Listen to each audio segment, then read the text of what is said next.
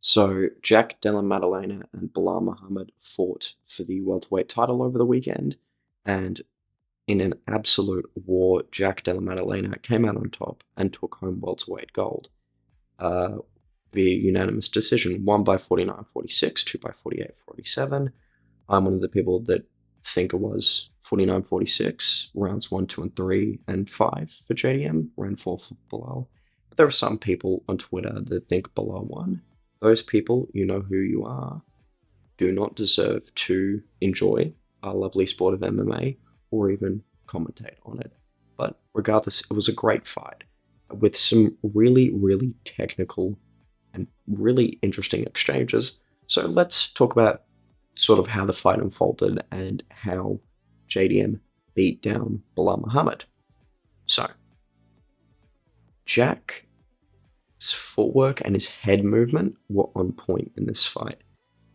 Right, so a lot of people were wondering why Belal didn't shoot so many takedowns. That's because of the footwork. Belal was never comfortable shooting in.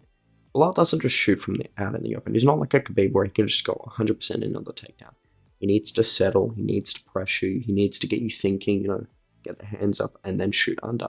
Jack was just sticking and moving using like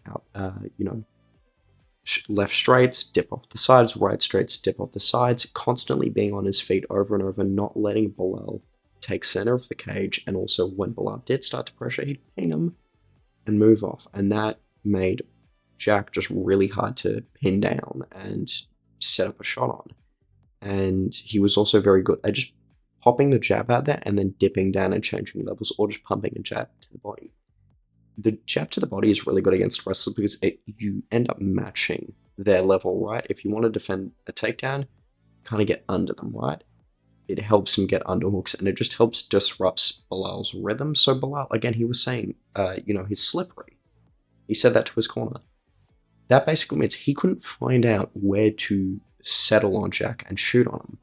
Now, Belal also likes to throw hands against the fence to get someone's hands up, and then he'll shoot under. This worked really well against Leon Edwards because Leon would do like this high elbow guard and just focusing on the punches, and Belal would just immediately shoot under. Now, on the other hand, when Belal got Jack against the fence, Belal would go on with punches, try to get the guard up, but Jack would immediately ping him with like 3 left hands and then move off, and it was really, really incredible to watch. Jack just really, he did the right things, right? And he kept his hands low to defend the takedown. That's why he instead used his striking defense as head movement and footwork, right? He knew that Belal didn't have much power, so he could risk putting his hands down. So just that footwork and that jab alone and just sticking and moving, honestly, is a really, really big part of why he won the fight overall, because he didn't let Belal pressure, he didn't let Belal get in on the hips at all, right? And that, again, that's first order takedown defense. Luke Thomas talks about this a lot. Not letting them get in a position where they can shoot is the best way, just not letting them get in. Sean O'Malley is really good at this as well. See, against Aljamain Sterling, Aljo waited the entire first round to shoot a takedown, right? He only shot one at the very end, and that's because O'Malley was very elusive on the feet, and Jack did the same thing. Now, Jack also mixed in a lot of other strikes, hooks, punches to the body, here and there. The combinations worked really, really well. He was landing some really good uppercuts while fading back. When Belal came crashing in, he'd land some really good elbows as well. He went to the calf kick quite early in this fight, and I think it was a really, really good move, good read by him. Obviously, pressure fighter, you're going to need your feet to move forward. Driving that calf kick in is an excellent thing to do. He kind of got away from it in the 3rd, 4th, and 5th when he was kind of feeling himself a little bit more, but that's okay because he invested in other areas. The rear front kick to the body was an excellent, excellent weapon. I didn't expect Jack to kick as much as he did, but he did it really well. That the rear front kick is good because Belal is a very wide fighter. He stands pretty wide. He's got like a bit of an HGH guard, if you will. That body kick is pretty open. He also flicked up a few high kicks here and there, just trying to catch Belal dipping, which they worked pretty well. Belal was able to block them with one hand. Force still got through. But Jack just worked a really good game plan, and when push comes to shove in that 5th round, that 3rd round, and the 4th round, when he really needed to bite down in his mouthpiece and throw combinations, he did. He absolutely put it on Belal in that 5th round. Landing shots when his back was on the offense, then pivoting out, getting a profile view on Belal, landing left hands was just really, really incredible. And again, the way Jack chains together combinations, long combinations, or at least boxing combinations in MMA are so good, and also mixing them up to the body is really important. See, digging to the body and digging uppercuts is really good, obviously against wrestlers, because the uppercuts and the body shots act as natural underhooks, and if you change your level with them, they're going to be more reluctant to shoot. And it all ties back to the thing of Belal not feeling comfortable wrestling. And that also ties into the fact that Belal wasn't really comfortable pressuring either. Obviously, he'd walk forward, and Jack would either angle off and move weight, or he'd get pinged with a hard shot, and then Jack would be gone. Right? And the rounds where Belal was able to pressure the most, he took some heavy, heavy damage. And it's not like Leon Edwards, where Leon's got no power. I'm going to be completely honest, right? He had the one head kick against Usman. Other than that, there is no finishing threat. So Belal can just gun it. He can just go forward and throw all caution to the wind.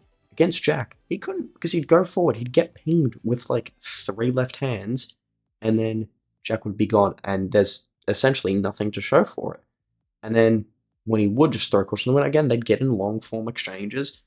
Jack would land elbows, uppercuts. Belal would land too. Belal landed some really good shots because he was just getting in Jack's face, and Jack loves to scrap.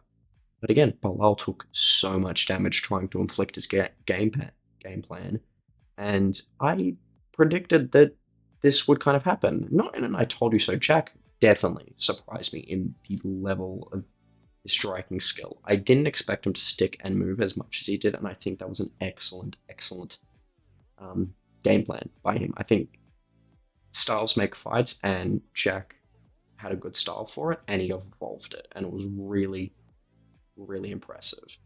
Now, Jack's takedown defense, obviously the first order, just not letting Belal shoot, was good, but when Belal got in on the hips and got close, it was also really good.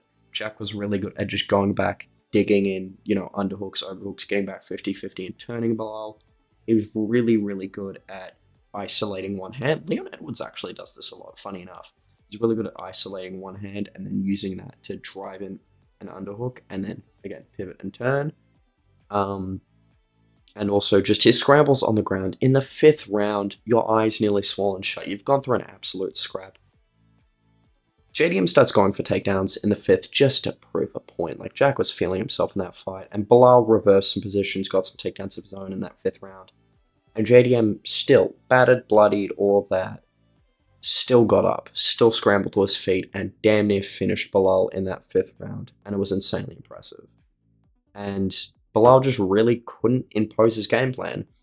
And obviously, a lot of people are saying, why didn't Belal wrestle? Why didn't Belal wrestle? Because he couldn't, and he was forced to stand on the feet with Jack. He wasn't trying to prove a point that he was a better striker. He's a world championship fighter. He is not that dumb to try and stand on the feet the entire fight. He didn't do that against Edwards. He didn't do that against Wonderboy. He wasn't going to do it against JDM. Belal just simply was put in a position where he had to stand and bang with arguably the best boxer in the UFC. And credit to him, he survived. Now, the division, both lightweight and welterweight, is in an incredibly interesting place. What's likely next at welterweight is Islam Makhachev versus Jack Della Maddalena. That is an absolutely incredible fight. And from what I've seen, I actually really, really like Jack's chances. It is an extremely competitive fight. An extremely competitive fight. And even if Jack does beat Islam, there are some tough test films in that division. Right, we have Sean Brady, who is an absolutely excellent grappler. We have Ian Gary, a tricky striker who can mix in things well, and he's extremely quick. We have Shavkat Rakhmonov with really good clinch, really good knees, long-range striking, and a block for a head. Right, you have Joaquin Buckley, who is just an absolute ball of muscle who's ready to throw down. And obviously then Islam Makhachev as well. You have Carlos Prates, who can very easily get back up in the rankings with that long-range striking style. Jack has a murderer's row ahead of him at welterweight. And I really do hope he holds onto the belt for a long time, because by God, will it be exciting. Because Jack, obviously welterweight, scrappy, southpaw, reminds me a bit of Robbie Lawler, but just the fact that we have a incredibly violent champion back and another champion for Australia is absolutely amazing. It was a really good fight. I really recommend you guys go back and watch it and take notes on how Jack disrupts the rhythm just with the jabbing and the sticking and the moving. I think that's really what impressed me a lot, because Topuria in his boxing doesn't do that. Topuria is very forward. He doesn't have the most flamboyant footwork. He doesn't get off the center line a lot. He doesn't move around. He doesn't take off huge angles, right? He's not a very stick and move guy. He's very plod forward slowly, incrementally. And Jack, for a while, was that kind of fighter as well, maybe with a bit more head movement. But in this fight, Jack really just impressed me with his boxing, and I do think after that performance, I do think he is the best boxer in the UFC. Obviously, it's hard to tell because Belal is Belal, but he was just toying with Belal in those first 3 rounds, and even in the 5th, he was just he gave up some positions trying to go for takedowns, but you know, in those first couple of rounds, he was faking the spins, he was having fun out there, he was faking takedowns. He just looked absolutely on fire, and if Jack looks like that against Makhachev and other fighters, I really, really do think he'll have a bright future ahead of him, because he is only 28. And at welterweight, you've seen people at welterweight can go to like 35, 36. Pretty good, right? That's 8 years ahead of him. And Jack, aside from the injury, he likes to be active, right? He's likely going to fight in August or September, and we'll be back in arguably February after that. So if Jack can hold on to his belt, he can get a good chunk of title defenses, and I'm really looking forward to it.